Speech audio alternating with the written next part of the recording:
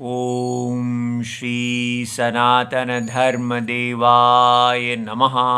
नमस्कार। Class number 52 हमारी पुस्तक है मनुस्मृति जी और हमारा उद्देश्य है धीरे धीरे सनातन धर्म जी को समझना भगवान गुरु श्री रामचंद्र जी की अहेतुकी कृपा से। प्रयोग की जा रही पुस्तक है काशी संस्कृत ग्रंथमाला 114 चौखंबा संस्कृत भवन वाराणसी। हर श्लोक के अंत में भगवान गुरुजी कुल्लूक भट्ट जी का भाष्य पढ़ा जा रहा है। तो आज का श्लोक है युगपत्तु प्रलीयन्ते यदा तस्मिन् महात्मनि तदायं सर्वभूतात्मा सुखम स्वपिति निर्वृतः। अध्याय नंबर 1 और श्लोक नंबर 58 और इसके अतिरिक्त 2 और श्लोक हैं, लेकिन पहले इसके ऊपर हमको काफ़ी कुछ कहना है। अगर उसमें समय लगा तो ठीक है, नहीं तो आगे के 2 श्लोक और करेंगे। तो कल की कक्षा में मनु जी ने सभी आए हुए ऋषियों को बताया कि अब हमने आपको ब्रह्मा जी से लेके स्थावर तक सारी की सारी गतियाँ अर्थात जीव कौन कौन से शरीरों को प्राप्त कर सकता है वो हमने आपको बता दी और बताया कि ये संसार घोर भीषण बड़ा डरावना, ये जो भूत संसार है ये नित्य है और ये सतत याइनी इस सदा चलने वाला उसके, और इसमें बार बार जन्म लेता रहता है जीव। कर्म अपने कर्मों के अनुसार वो शरीर की प्राप्ति चलती ही रहती है जब तक वो आत्मज्ञान प्राप्त करके ये नहीं देख लेता कि ये सारे जन्म और मृत्यु का जो चक्र है ये आत्म अविद्या के अंदर है। वास्तव में सत्य में ऐसा कोई जन्म मृत्यु का चक्र न था, न है, न होगा, न कोई काल है। केवल सच्चिदानंद परमात्मा ही हैं। तो ऐसा बता के उन्होंने बताया कि इस प्रकार ये सारी सृष्टि जो किसी ना तो ये बहुत लंबे दीर्घ ये काल रेखा पर नहीं होती। ये सबसे बड़ी बात है कि काल रेखा माने कि इसको बनाने में ब्रह्मा जी को कितने साल लगते हैं। तो जैसे साइंस कहती है कि ये तो इतने बिलियन इतने खरब साल लगते हैं और बाइबल कहती है 6 दिन लगते हैं, वो काल रेखा पे हैं। दोनों एक सत्य सृष्टि को स्वीकार कर रहे हैं जो वास्तव में बनाई जाती है। और यहाँ कहा जा रहा है कि ये सृष्टि केवल अविद्या में कल्पना के समान है। तो इसका मतलब ये सारी सृष्टि एक बार में आ जाती है, ब्रह्मा जी से लेके पेड़ों तक, और वो सारी सृष्टि के अंदर फिर भी एक प्रतिपत्ति क्रम। हर बार हम ये बताने का प्रयत्न कर रहे हैं काल क्रम और प्रतिपत्ति क्रम। काल क्रम होता है सीक्वेंस इन टाइम, प्रतिपत्ति क्रम होता है सीक्वेंस इन अंडरस्टैंडिंग। ये सारा जो आपको बताया गया ये एक समझ में एक क्रम है कि जैसे स्वप्न को देखते हैं, स्वप्न की सृष्टि सारी की सारी एक ही समय पे हमें सामने आती है, लेकिन उसको देखते समय भी हमें पता रहता है काल, एक चीज़ पहले आई है, एक बाद में आई है, एक कारण है, ये कार्य है। या जैसे हम फिल्म देखते हैं तो फिल्म एकदम सामने हमारे आ जाती है, लेकिन हमें उसको देखते ही पता चल जाता है ये पिताजी हैं, ये बच्चा है, ये दादाजी हैं, इसकी तो काल क्रम सब पता चल जाता है कि कौन पहले आया था कौन बाद में आया था। लेकिन फिल्म एक ही समय पे सारी सामने आती है। तो ये बात समझ में आई। इसी प्रकार ये सृष्टि, क्योंकि ये अविद्या कल्पित है, तो ये एक ही समय पे सामने आती है, फिर भी इसके अंदर भूतकाल भी होता है, वर्तमान भी होता है और भविष्यत काल भी होता है। ये बात समझ में आई। इसलिए अगर पूछा जाए कि बाइबल की सृष्टि 6 दिन में होती है और साइंस की सृष्टि इतने बिलियन ईयर्स पे होती है, तो आपकी सृष्टि कितने सालों में होती है, तो हम कहेंगे हमारी सृष्टि जो है वो एक अविद्या कल्पित सृष्टि है। इसलिए वो एक ही समय पे सारे आते हैं, लेकिन फिर भी उसके अंदर काल रेखा उसके अंदर होती है। हमारी सृष्टि काल रेखा के ऊपर नहीं हो रही, स्वयं काल रेखा की ही एक समय पर सृष्टि हो जाती है। तो पास्ट, प्रेजेंट, फ्यूचर सब इकट्ठे ही आ जाते हैं। ये बात समझनी चाहिए। अच्छा जी, तो ये बात बताया कि कैसे ये सारी सृष्टि हो जाती है, और उसके बाद यही जो अचिंत्य पराक्रम आत्मा है ब्रह्मा जी, वो इसी काल को, जागृत काल को, फिर जो सुषुप्ति काल है उससे शांत कर देते हैं। अब सुषुप्ति में तो कोई काल है ही नहीं, माने समझाने की बात है कि जागृत काल और फिर काल का लय अवस्था। जब काल भी सो जाता है, जब जैसे हम अपनी व्यक्तिगत सुषुप्ति को देखते हैं तो पूरा जागृत काल हमें लगता है नहीं है, लेकिन जागते हैं तो पता चलता है हम 6 घंटे सोए थे। तो इसी प्रकार ब्रह्मा जी जब सो जाते हैं तो सारा काल सो जाता है, ठीक है। तो फिर जब जागते हैं तो पता चलता है कि 1000 चतुर्युग बीत गए। इस प्रकार ब्रह्मा जी का स्वप्न बताया गया, सो जाना बताया गया। कैसे वो जागते हैं तो सृष्टि होती है, सो जाते हैं तो लय हो जाता है सृष्टि का। तो अब आज का श्लोक तो कहा जाता है इदानीं महाप्रलयम आह। अब हम आपको महाप्रलय का बताते हैं। तो प्रलय क्या है? एक तो है कि ब्रह्मा जी जो हैं, जो उत्पन्न हुए हैं सबसे पहले, जिनको हम प्राण, जिनको हम बुद्धि कहते हैं, तो पुरुष परम सत्य के अज्ञान से महत, ये जो ब्रह्मा जी का शरीर निकला है, इनके लय हो जाने पर सब लय हो जाएगा और इनके जाग जाने पर सब जाग जाएगा, ऐसा बताया जा रहा है। तो इनके शरीर के अंदर ही सबके शरीर हैं। तो एक तो है कि ये हर इनका एक दिन पूरा होता है तो 1000 चतुर्युग पूरे हो जाते हैं, फिर ये एक रात फिर 1000 चतुर्युग के लिए सो जाते हैं, उसको एक कल्प कहते हैं। और महाप्रलय क्या है कि इनकी पूरी की पूरी आयु जो 100 साल की है, तो वो उसको आप मल्टीप्लाई कर लें 365 से। 1000 चतुर्युग को 365 से मल्टीप्लाई करेंगे तो 1 साल बनेगा, उसको 100 से गुणा करेंगे तो 100 साल बन जाएंगे। तो इस प्रकार इतनी लंबी ब्रह्मा जी की जो आयु है सब समाप्त हो जाती है, तो नए ब्रह्मा जी आएंगे। तो अब महाप्रलय आ गई। इस प्रकार ये सब अविद्या में हो रहा है, ठीक है। ऐसा तो अविद्या में इतना गणित क्यों बता रहे हैं? हमको बता रहे हैं कि जब तक आप आत्मज्ञान नहीं प्राप्त करेंगे तब तक इस महाकाल के अंदर आप घूमते ही रहेंगे। तो जो नहीं जानता उसके लिए ये सत्य है। तो वेद के चक्षु हमें एक ऐसा ज्ञान दे रहे हैं जो प्रत्यक्ष और अनुमान नहीं दे सकते हैं, ठीक है। तो क्या कहा? युगपत् तु प्रलीयन्ते यदा तस्मिन् महात्मनि।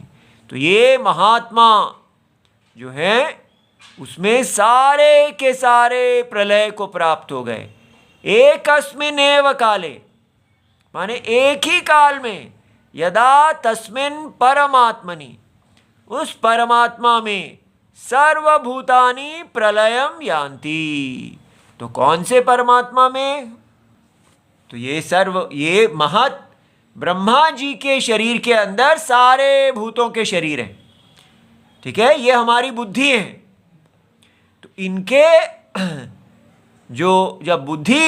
जब हम सोते हैं रात को, हम देखते हैं कि हमारी बुद्धि भी, तो वो ब्रह्मा जी के शरीर में, वो हम सब, लेकिन वो छोटी छोटी बुद्धि जाती है, ब्रह्मा जी का शरीर नहीं जाता, सारी दुनिया नहीं सोती है, एक ही जीव सोता है। लेकिन जब पूरे ब्रह्मा जी सो जाएंगे तो कहाँ चले जाएंगे? वो पुरुष की प्रकृति में, ठीक है, पुरुष में, प्रकृति अवस्था में। प्रकृति अवस्था क्या है? अज्ञान, विपरीत ज्ञान नहीं है। तो ये समझना है, ये क्या है? वस्तु का अज्ञान, और ये है वस्तु का विपरीत ज्ञान। अज्ञान माने इग्नोरेंस ऑफ फैक्ट, और ये मिस्टेक ऑफ फैक्ट। तो एक मिस्टेक जो है, सांप जो है, वो अपने आप वापस अग्रहण में चला गया, नो नॉलेज। इसलिए सुषुप्ति जो अवस्था है वो तमस की अवस्था है, कोई ज्ञान नहीं है, आत्मज्ञान नहीं है वहां पर दुनिया का ज्ञान भी नहीं है, ठीक है। इस सारी दुनिया के प्रति हम जैसे, हमारी आंखें बंद हो गई, ये सब कुछ कारण अवस्था में चला गया, ये कारण अवस्था है। तो ये जगत कारणम, परम सत्य जो है, अपनी अविद्या के कारण वो जगत कारणम कहलाते हैं। तो ये सारी सृष्टि अपने कारण अवस्था में चली गई, उसको कहा जा रहा है एकस्मिन्नेव काले, एक ही काल में।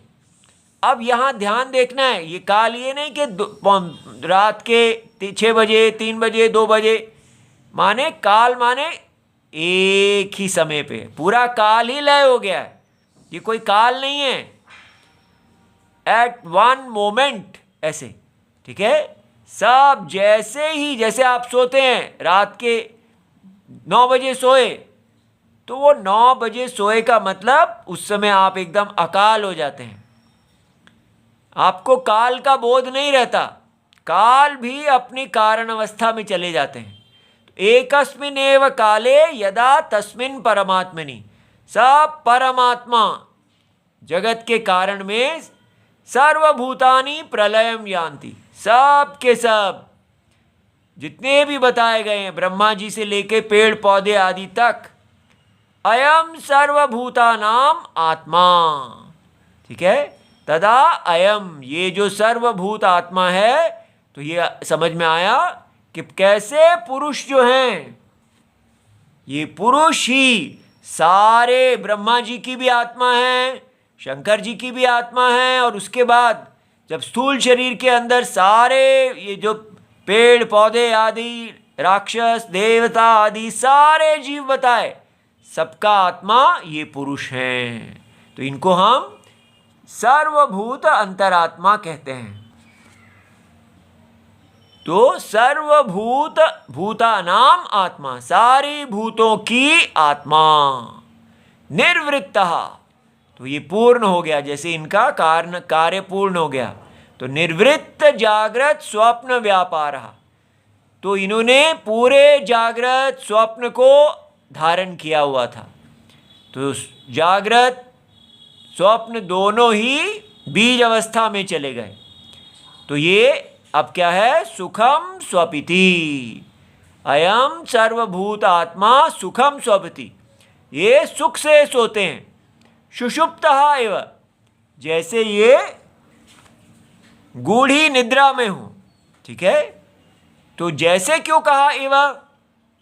क्योंकि कहा यद्यपि, अब ध्यान देना है, नित्य ज्ञान आनंद स्वरूपे परमात्मनि न स्वापः, क्योंकि पुरुष जो है वो तो नित्य ज्ञान, उनका स्वरूप है ज्ञान स्वरूप आनंद। तो परमात्मा में कोई निद्रा है ही नहीं, फिर क्यों कहा? तथापि जीव धर्म अयम उपचर्यते,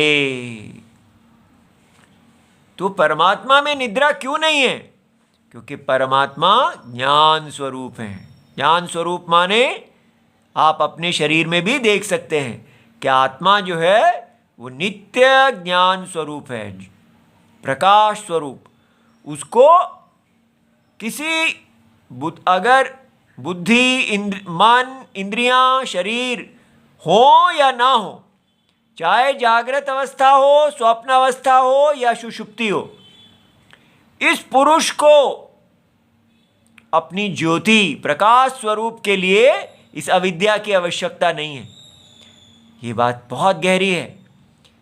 पुरुष प्रकाश स्वरूप हैं, ना वो जागते हैं, ना स्वप्न लेते हैं, ना सोते हैं। उनका जागना, स्वप्न, सोना तो केवल इस उपाधि की दृष्टि से है। ठीक है, इसलिए ऐसा कहा गया कि ये परमात्मा जैसे सो गए अविद्या की दृष्टि से। ठीक है, वास्तव में उनका कोई सोना जागना नहीं है। अब प्रश्न आता है, जी आप हमें कितना भी समझाइए ब्रह्मा जी सो गए जा गए, हमने तो साइंस ही पढ़नी है और आपकी ये कहानियाँ बस कहानी के लिए ठीक है। तो देखें ये साइंस क्या कर रही है और कैसे इसका इसके साथ संबंध है। साइंस जो है वो लिविंग और नॉन लिविंग इसी प्रकार देखती है कि जीव की उत्पत्ति हो गई और लिविंग, नॉन लिविंग जो है वो है कार्बन, हाइड्रोजन आदि, और लिविंग है जीव सारे उत्पन्न हो गए। तो इसी के अंदर उसकी सारी कहानी है। उसके पास कोई परम सत्य नहीं है।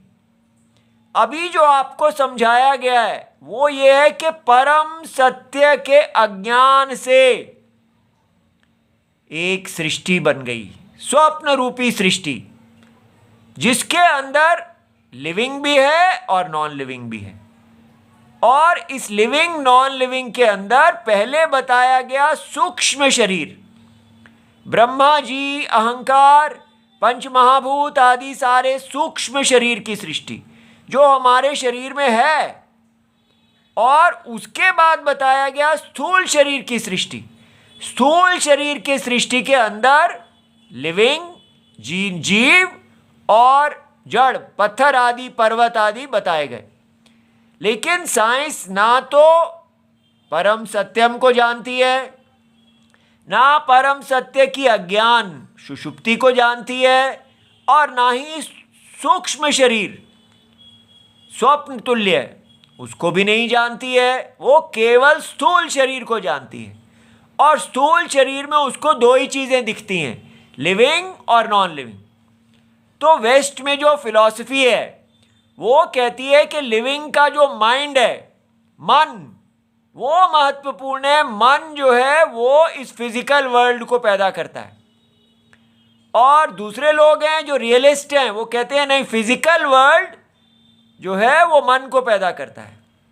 लेकिन यहां बताया जा रहा है कि मन हो या फिजिकल वर्ल्ड हो, ये दोनों अविद्या के कारण पैदा होते हैं। अब देखिए, तो साइंस का मानना है कि physical world exist independently of our mind. ये रियलिज्म का विचारधारा है इनका कि ये दुनिया जो है ये है, माने पत्थर, कार्बन इत्यादि, उसको वो बिना उसको जानने वाले के वो है। उसके लिए वो कहते हैं कि देखिए एक रॉक है, एक बड़ा पर्वत है, उसको कोई नहीं देख रहा, तो आप ये तो नहीं कह सकते कि पर्वत नहीं है। किसी का मन, अगर वो मन का विषय नहीं है, उसको कोई नहीं देख रहा, फिर भी उस रॉक का अस्तित्व है। तो और यहां क्या कहा गया है? सत चित, चेतना और अस्तित्व, ये पुरुष है। ये याद रहे, इसका स्वरूप ही चेतना और अस्तित्व है। तो इस संसार में जितना भी चेतना और अस्तित्व, आनंद, सच्चिद आनंद, इसी का नेचर है, किसी और का नहीं है। कहीं अस्तित्व और नहीं है। अविद्या केवल नाम और रूपों को खड़ा करती है, जिसमें ना चेतना है ना अस्तित्व है। अविद्या में जब ये पुरुष और नाम और रूपों में अविवेक होता है तो इन नाम रूपों को चेतना और अस्तित्व मिल जाती है। ठीक है, तो इसलिए चेतना जो, और साइंस क्या कह रही है, अस्तित्व जो है माने पत्थर जो है वो है, चाहे उसको कोई जाने या ना जाने। तो ये जानने वाले को समझ रहे हैं जैसे कोई व्यक्ति, जीव उसको देख रहा है। तो अस्तित्व जीव के देखने पर आश्रित नहीं है, ऐसा ये बोल रहे हैं। और यहां क्या कहा जा रहा है, चेतना, चेतन होना एक ही चीज है। अगर आप चेतन हैं तो आप हो भी रहे हैं। ठीक है, ये नहीं हो सकता कि चेतन है और हो नहीं रहे, हो रहे हैं तो चेतन नहीं है। ठीक है, लेकिन पत्थर के केस में तो है कि वो हो रहा है लेकिन चेतन नहीं है। तो वो कैसे हुआ, जब ये पुरुष नाम और रूप में प्रवेश किया। अब ये नाम और रूप अविद्या के बने हैं, माया, तो उसका जो सात्विक अंश है वहां पर ये चेतना व्यक्त हो गई और उसके कारण जीव आ गया। लेकिन पत्थर में तामसिक है, इसलिए उसमें चेतना नहीं है।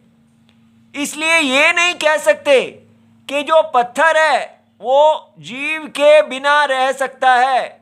हम पत्थर और जीव का संबंध नहीं देख रहे हैं, हम पुरुष को देख रहे हैं। ठीक है, ये बात समझ में आ रही है।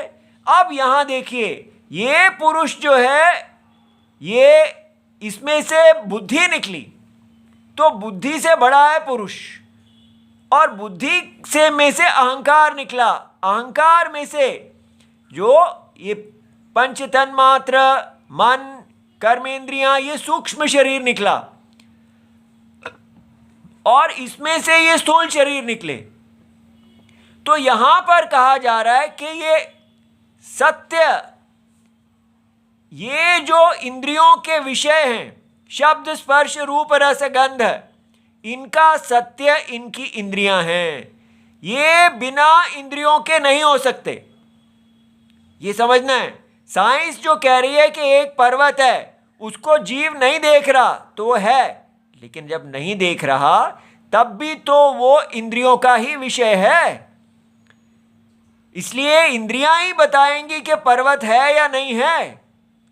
ये तो ऐसा कहना, जब हमें इस दुनिया के बारे में हम देखते हैं तो दुनिया प्रत्यक्ष और परोक्ष, हमें पता है कभी ये दुनिया जो आंखों से सीधी दिख रही है, कभी हम उसको देखते हैं और कभी नहीं देखते हैं। कमरे के अंदर बंद है वो चीज, लेकिन वो है। लेकिन वो क्या है, वो इंद्रियों का विषय ही तो है। लेकिन साइंस कह रही है कि इंद्रियों से किसी वस्तु को जानना और किसी वस्तु का होना, ये दो अलग चीजें हैं। कोई भी वस्तु बिना इंद्रियों के जाने हुए भी है, जो यहां नहीं मानी जा रही। यहां कहा जा रहा है इंद्रियां अपने विषयों को प्रकाशित करती हैं और वो उनका अस्तित्व भी है। ये सारे जगत का, ब्रह्मा जी का अस्तित्व इसमें से आता है, सत्यम में से आता है। अहंकार का अस्तित्व ये इस महत में से आता है। सारा अस्तित्व और चेतना सत्यम में से आती है। ये बात धीरे धीरे दिमाग में जाएगी। ठीक है, तो इस बात को पकड़ना है। कैसे साइंस का ऐसा कहना कि पत्थर आदि जो संसार में पड़े हैं ये अपनी इंद्रियों के बिना भी हैं, ऐसा नहीं कह सकते। ठीक है, इंद्रियां इनके प्रकाशक हैं और इंद्रियां ही इनको अस्तित्व प्रदान कर रही हैं। अगर इस संसार में इंद्रियां नहीं हो तो आप पर्वत को नहीं देख सकते। ऐसे देखिए, अगर मन ना हो तो इंद्रियां नहीं है, अगर बुद्धि ना हो तो मन नहीं है। इसी प्रकार अगर सत्यम ना हो तो ये भी नहीं है। ऐसा यहां कहा जा रहा है और विस्तार आगे करेंगे। ओम नमो भगवते वासुदेवाय। प्रणाम।